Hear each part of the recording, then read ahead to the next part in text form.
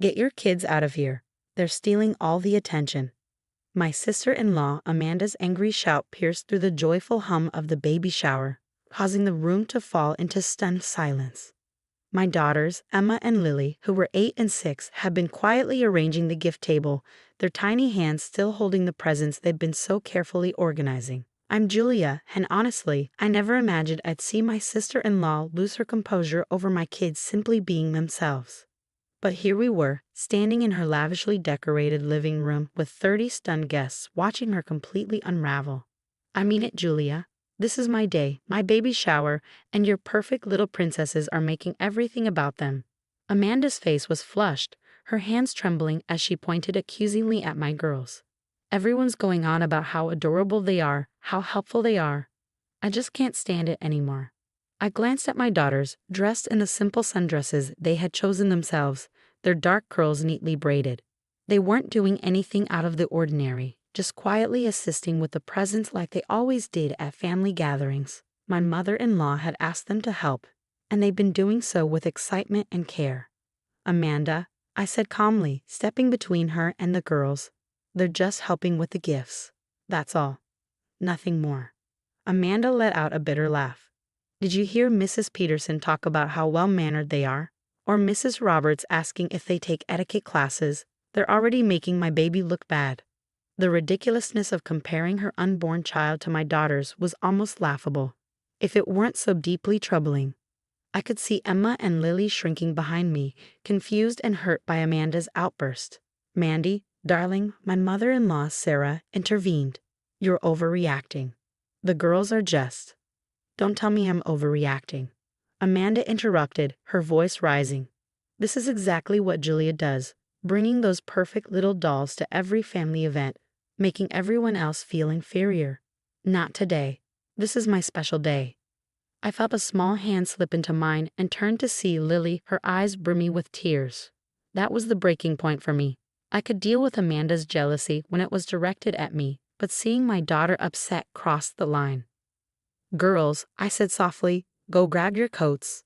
We're leaving. Yes, get out, Amanda shouted. And take your little brats with you. The room erupted in murmurs of disapproval.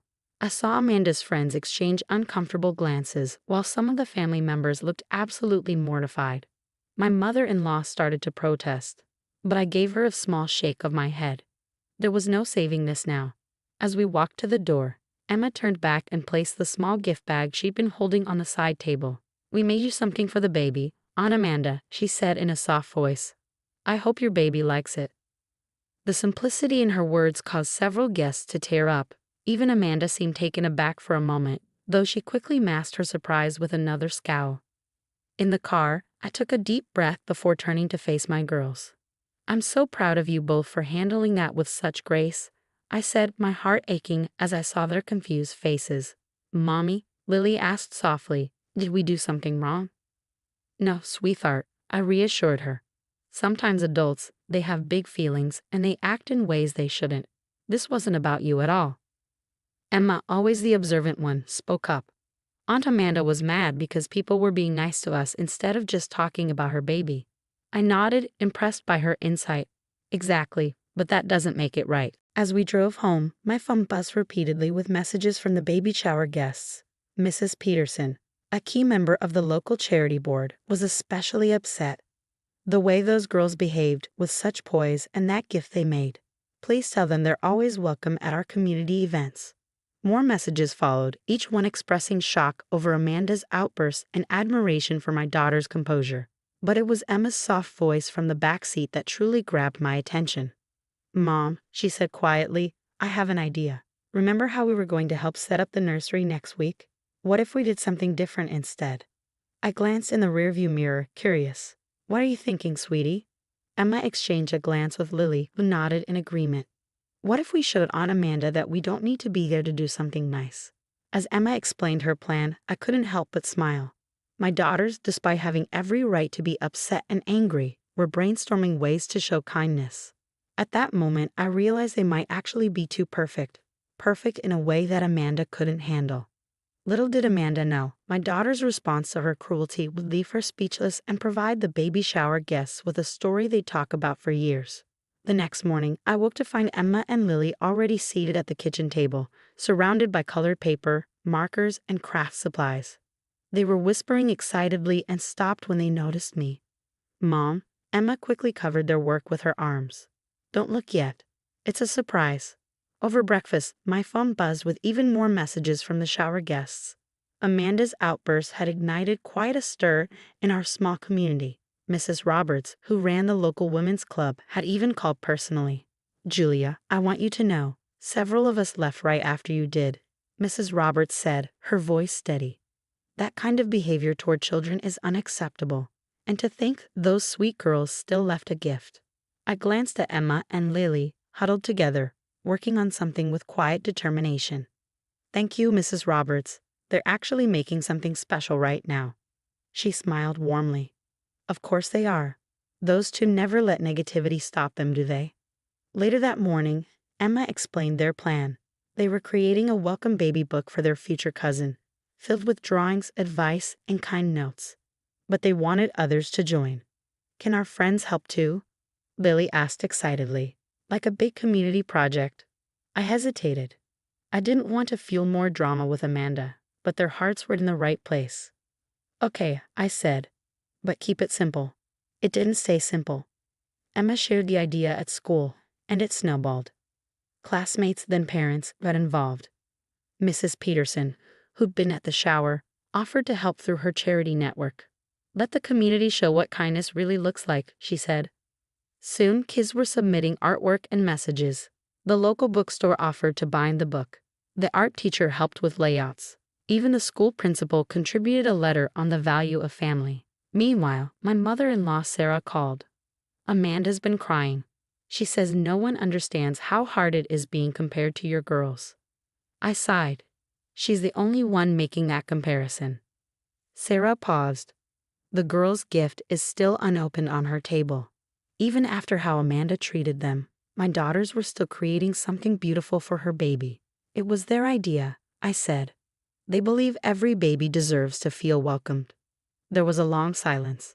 Then softly, "Those girls of yours." The project grew. A photographer offered to document the contributors. A craft store donated supplies. Even residents at the retirement home wrote letters of wisdom for the baby. One night, as we sorted through the submissions, Lily looked up. "Mom, will Aunt Amanda be mad that so many people helped?" I pulled her close. "This isn't about Aunt Amanda anymore. It's about love and showing it anyway." Emma nodded. "Even if she's mad, the baby will know people care." When Amanda heard about the project, her reaction stunned us. Silence, no anger, just stillness. Then Sarah called again. She opened the gift. "The bracelets your girls made, she's wearing hers." What we didn't know was that this quiet was a peace. It was the calm before something deeper. When we delivered the book, Amanda opened the door before we could knock. Her eyes were red. "I saw you pull up," she said gently. "Come in." The living room was unchanged since the shower, decorations drooping, forgotten. But the coffee table held photos and newspaper clippings. "I need to show you something," she said. After I opened the gift and saw those bracelets, I remembered these. The photos were of young Amanda and another little girl, both wearing handmade friendship bracelets, smiling ear to ear. "That's my sister," Amanda whispered. "She died in a car accident when we were kids. Everyone loved her. She was kind, thoughtful, like your girls, and I was the one who couldn't measure up." Suddenly, it all made sense. Amanda's resentment wasn't about my daughters. It was about her unresolved grief. "I've been terrified," she admitted. "What if my baby is like me? What if everyone compares them to your girls, like they used to compare me to Sophie?" Emma stepped forward, holding the book. "Being different isn't bad," she said. "Look at what we made."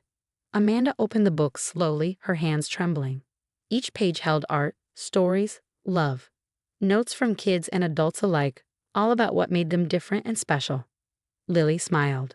"We asked people to write about what makes them unique, because that's what makes people interesting." Amanda's tears splashed onto the pages as she read about the shy librarian who found her voice through books, the teacher who struggled with dyslexia, the principal who had once been the difficult child. Emma added, "Your baby doesn't have to be like anyone else. They just have to be themselves." Amanda broke down completely, hugging both girls tightly. I'm so sorry, she whispered. I was so wrapped up in the past, I couldn't see how amazing you both are. Sarah, watching quietly, finally spoke. Maybe this baby is your chance to heal, Mandy. Give them what you needed. Unconditional acceptance. Over the next hour, Amanda opened up about Sophie, telling stories and showing pictures. For the first time, I saw her as more than a bitter sister-in-law. I saw her pain and her hope. As we were leaving, Amanda stopped us. She reached behind the couch and pulled out a small boutique bag. I got these a while ago. I was too ashamed to give them to you. Inside were 2 best cousin ever shirts for Emma and Lily. I'd like my baby to grow up with cousins like you, she said softly. Can we start over? The girls put on the shirts instantly, their forgiveness radiant.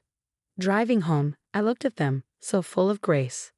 They had transformed rejection into healing, not just for Amanda, but for our entire community.